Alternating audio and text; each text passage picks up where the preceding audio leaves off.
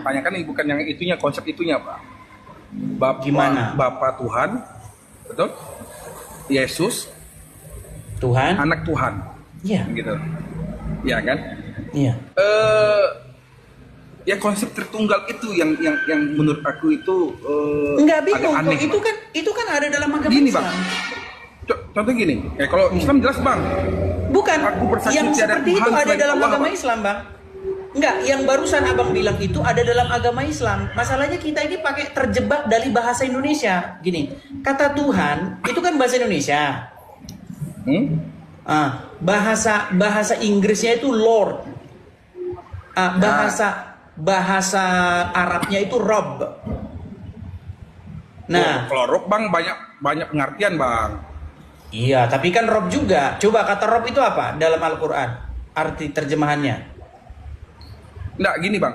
Kalau kita itulah kembali lagi kata Bang, terjebak dari bahasa Indonesia, Bang. Iya, makanya saya bilang gini, Bang. Di dalam agama Islam Allah itu Rob, Muhammad juga Rob. Betul. Kenapa Anda nggak bingung? Bang, ibu Sedangkan dalam agama Rob juga, Kristen, Bang. Yesus itu Tuhan, Bapa itu Tuhan, Anda langsung mendadak bingung. Gimana? Enggak. Dalam agama Islam Tadi itu kan ada kayak begitu. Enggak, soalnya kan Abang menyenggol Rob, Bang. Karena Rob itu penafsirannya itu kadang ada yang berbeda-beda, Bang. Nggak bisa disapu rata sama gitu. Oke, sekarang begini, Bang. Kata Tuhan itu di situ apa sih bahasa aslinya? Kurios. Yesus itu kurios, Bapak itu juga kurios. Nah, kurios itu, Bang, bahasa Indonesianya itu memang susah, bahasa Indonesianya nggak ada sebenarnya. Bahasa Indonesia dari kurios tuh nggak ada. Nah, kalau bahasa Inggrisnya Lord. Nah, Lord itu Tuan atau Tuhan sama aja itu. Nah, orang Indonesia Tuan sama Tuhan nggak sama. Gitu loh. Nah, kalau bahasa Jawa ada, Bang. Bahasa Jawa itu Gusti. Gusti. Makanya orang Jawa ketika dia memanggil yang di langit sana Gusti. Tapi yang duduk di singgasana raja itu Gusti juga. Jadi orang Jawa itu nggak pusing. Gusti ini telah meninggal dunia. Nggak pusing dia. Bahasa Inggris juga begitu. Lord Charles meninggal. Nggak pusing dia. Tapi kalau bahasa Indonesia, Tuhan Yesus meninggal, dia pusing dia. Masa Tuhan meninggal? Gitu. Karena kata Tuhan itu sudah dikunci hanya kepada sosok tertentu. Padahal sebenarnya kata Tuhan itu artinya itu Tuhan itu. Tuhan itu ya Tuhan itu sebenarnya. Tahu, saya tidak tahu, sama itu sebenarnya. Tuhan sama Tuhan itu ya sama juga sebenarnya. Cuman orang Indonesia beda-bedain. Kalau di Islam, Bang, Rob itu kan, Bang, bukan untuk penyembahan aja, Bang. Iya, sama seperti kata bukan Rob. Tuhan aja, Bang. Iya, di Arab pun begitu. Rob itu bisa kepada manusia, bisa kepada Allah, bisa. Makanya kalau ada Rob meninggal nggak masalah dalam bahasa Arab. Tapi Rob yang Allah tidak meninggal. Tapi yang Rob yang Muhammad meninggal. Nah, begitu juga dalam kekristenan. Kata Tuhan itu kalau ditujukan kepada Bapa tidak meninggal. Kalau Tuhan yang dimaksud di situ Bapa di sorga itu nggak pernah meninggal. Yang meninggal itu anak yang menjadi manusia, firman yang menjadi manusia. Tuhan yang ditujukan kepada Yesus meninggal tetapi bangkit. Nah, bedanya gini, Rob kami, Rob kami bangkit, Bang. Rob kalian masih ada dalam kuburan. Bentar, Bang. Gitu. Berarti analoginya begini ya, Bang ya. Begini ya, yang mengenai Tritunggal tadi ya. Berarti Yesus diturunkan ke bumi adalah Tuhan berbentuk manusia. Ya. Di langit ada juga Bapa. Ya. Berarti ada dua dong. 3 sama Roh Kudus. Yang dilahirkan Maria gitu. 3 sama Roh Kudus, 1 belum ada Roh Kudus. Sama Roh Kudus saya. Iya. Sama Roh Dan Kudus. kalian ada 2. Jadi gimana itu? Dan kalian ada 2. Kok ada 2? Iya, Allah dan Muhammad. Enggak, Bang. Nah, gimana? Konsep kita enggak gitu, Bang. Muhammad ya sudah, sekarang gini. Bang. Sekarang segini. Gimana? Bagaimana caranya Anda mengikuti Allah tanpa ngikutin Muhammad? Bisa nggak? Muhammad itu yang diutuskan Allah. Enggak, segini, Bang. Untuk Kita ini terjebab Islam, Bang. Gini loh, Bang. Gini, dengerin Bang ya, biar Abang paham. Gimana? Mentuhankan itu artinya membuat diri kamu takluk kepada Dia. Itu maksudnya mentuhankan. Contoh gini, Al-Quran berkata tentang adanya orang-orang yang mentuhankan hawa nafsu. Tahu nggak Bang? Ya. Artinya orang-orang tersebut menaklukkan diri kepada hawa nafsunya, betul? Benar, ya. Nah, ada juga orang-orang yang mentuhankan iblis, mentuhankan setan, betul? Betul. Mereka menghambakan dirinya kepada setan, menaklukkan dirinya kepada setan. Mereka melakukan keinginan-keinginan setan itu. Nah, mentuhankan Allah artinya menaklukkan diri kepada Allah. Betul? Ya. Mengikuti dia. Betul. Nah, sekarang gimana caranya Anda mau menaklukkan diri kepada Allah, mengikuti Allah tanpa mengikuti Muhammad? Ya, gini Bang. Nggak bisa, Bang. Kan saya bilang Bang. Muhammad itu, Nabi Muhammad itu adalah panutan Bang.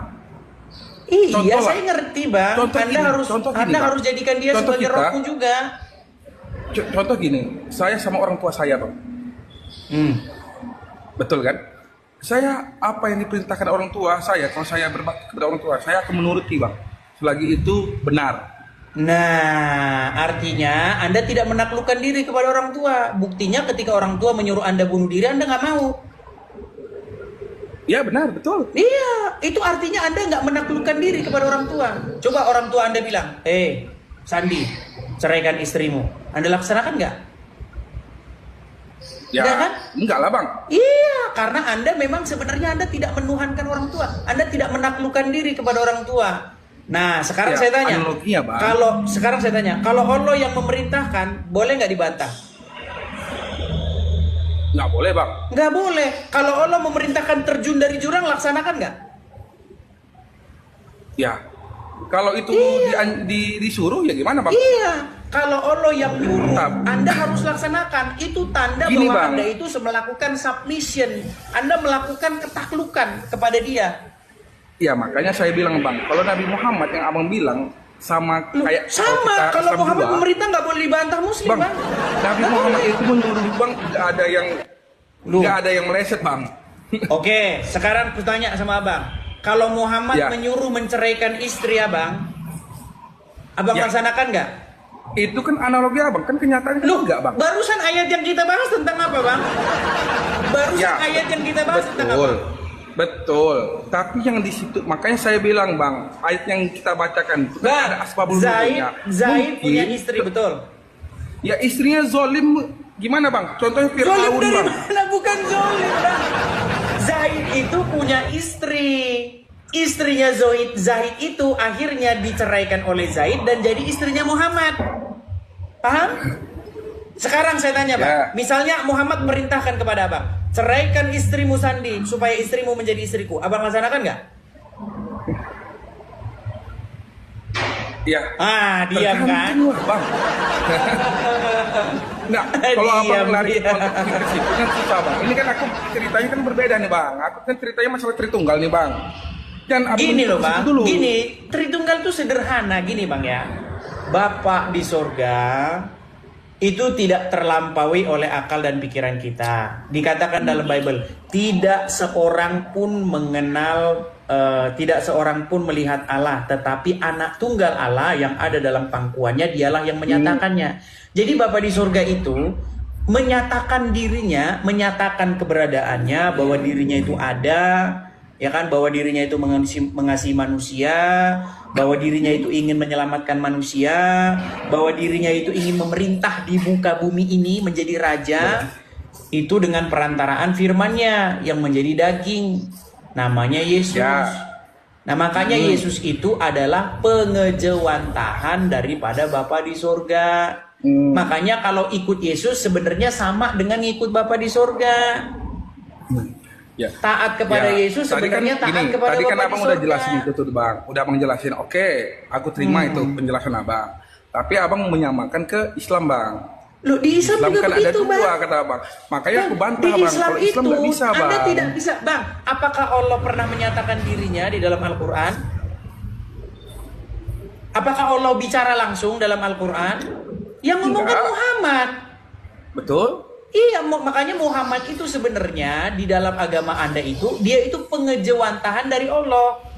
Makanya Muhammad berkata, barang siapa yang taat kepadaku, sesungguhnya dia telah taat kepada Allah. Itu kata Muhammad. Ya, ya makanya gini bang, makanya Tapi sayang model seribu kita bang. sayang. Sayang seribu sayang. Apa Ya. yang Muhammad lakukan sering bertentangan dengan apa yang Allah perintahkan. Nah, ini kan Bagaimana memframingnya kan aneh-aneh aja bang. Lu, Bang, coba nih. Oh gimana?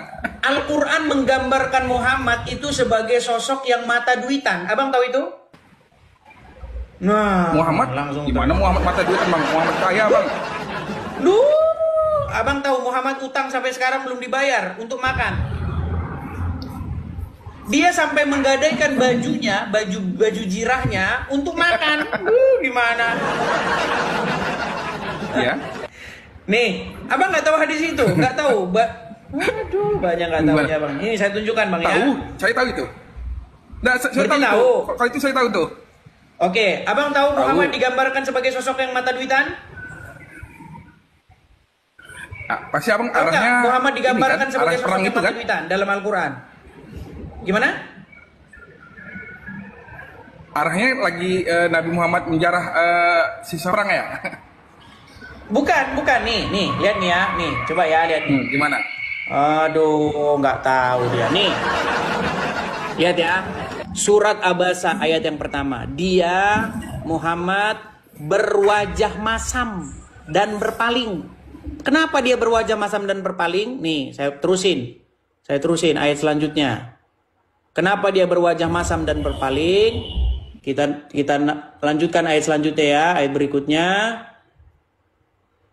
Nih, karena seorang buta telah datang kepadanya, Abdullah bin Umi Maktum. Nah, terus ayat selanjutnya.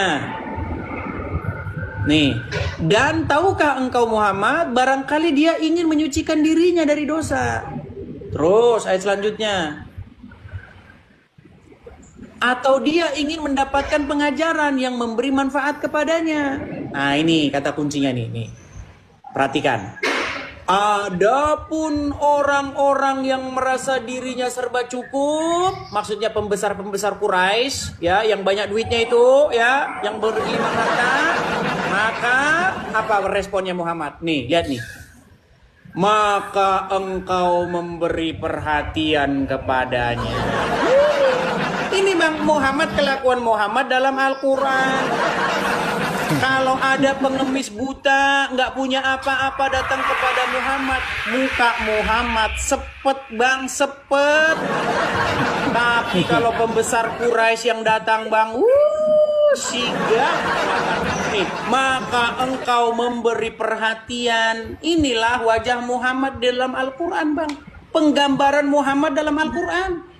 Nah, ini seperti ini bang, banyak kayak begini-begini. Entah ustadz lah, entah oknum pendeta, banyak bang, banyak pendeta kayak begitu. Kalau ya, jemaat miskin, kalau jemaat betul. Dengar bang, kalau jemaat miskin datang, Pak Pendeta, susah banget ditelepon, sulit.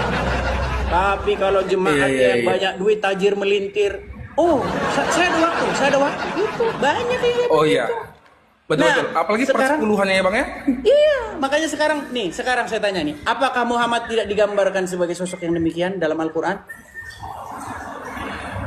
Di sini kan nggak gamblang bang. Nah, gimana bang? Gimana? Aduh bang. Nah makanya saya bilang, abang kan memenggal potong-potongan gitu loh. Yang saya penggal. Makanya saya bilang. Ini saya penggal di mana? Gini bang, gini bang. Gimana? Makanya kita menafsirkan Al-Quran itu nggak bisa mentah-mentah bang. Harus ada asbabul nuzulnya, ada hadisnya gitu loh. Nggak mentah-mentah kita langsung blek ya gitu. Ya. Tapi gini bang, Intinya begini bang, Muhammad itu tidak cocok, dia itu pengejawantahan daripada Tuhan, gambar daripada Tuhan tuh dia nggak pantas. Karena apa? Karena didapati berkali-kali dia melakukan kesalahan. Bahkan dia mengharamkan apa yang sesungguhnya halal. Bahkan gara-gara dia para petani kurma itu gagal panen. Makanya bang, yang cocok menjadi gambar daripada dia itu hanyalah Yesus bang. Makanya bang datang kepada Yesus.